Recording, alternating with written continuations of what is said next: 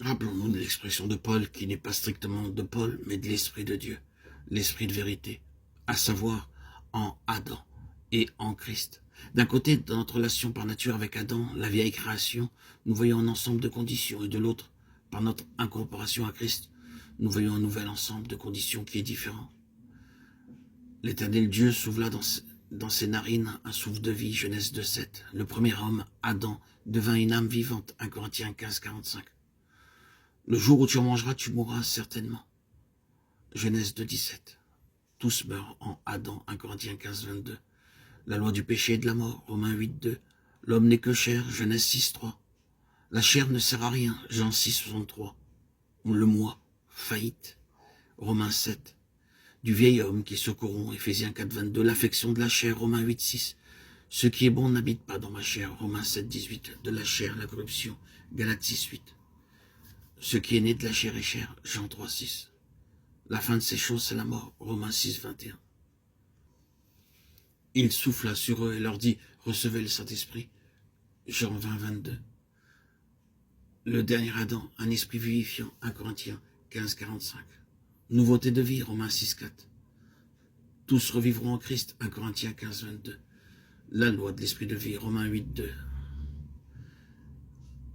L'esprit, la victoire, Romains 8. L'homme nouveau créé dans une justice et une sainteté que produit la vérité, Éphésiens 4, 24. L'homme nouveau, Colossiens 3, 10. Le régime nouveau de l'esprit, Romains 7, 6. Par la conformité à sa résurrection, Romains 6, 5. On crucifie la chair, Galates 5, 24. Et notre vieil homme a été crucifié, Romains 6, 6. Tout ceci, qui n'est rien de plus que citer les Écritures, servira à souligner la totale et exclusive action divine. Et aidera, nous le croyons, à reconnaître le fait essentiel qu'aucun homme ne peut vivre la vie chrétienne. Il n'y a qu'un seul qui peut vivre cette vie, et c'est Christ lui-même. Nous devons expérimenter notre incorporation à Christ de telle manière qu'il vive sa vie à travers nous, en tant que membre de son corps. Afin que, pour moi, vivre c'est Christ, et ce n'est plus moi, c'est Christ, soit une réalité. Philippiens 1, 21 et Galates 2, 20. Comme le fer du forgeron est dans le feu, et le feu est dans le fer, de même, nous devons d'abord réaliser notre position en Christ par la croix, où Christ peut se manifester à travers nous.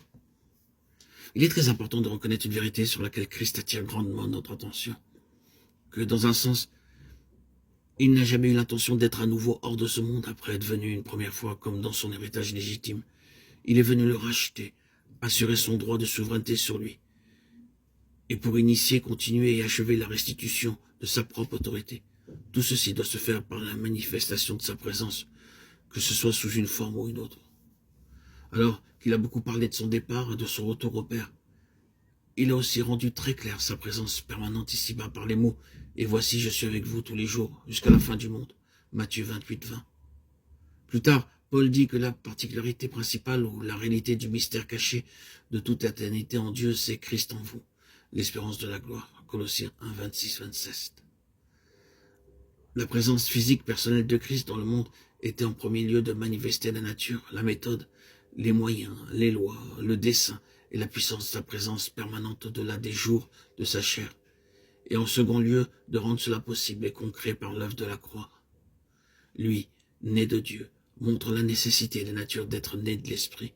Si la volonté de Dieu doit être faite sur la terre comme elle est faite au ciel, puis juste au commencement de son ministère, il a placé la croix, représentée par le baptême. Dès lors, tout ce qu'il a dit et fait était dans la lumière et la puissance de la croix. L'enseignement de Christ ne pourra jamais être effectif et les œuvres de Christ ne pourront jamais se poursuivre, à moins que la croix ne soit à la base.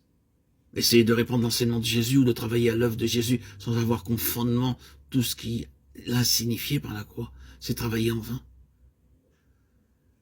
Et sans l'approbation du Père, il sera nécessaire de revenir à ce sujet grandement.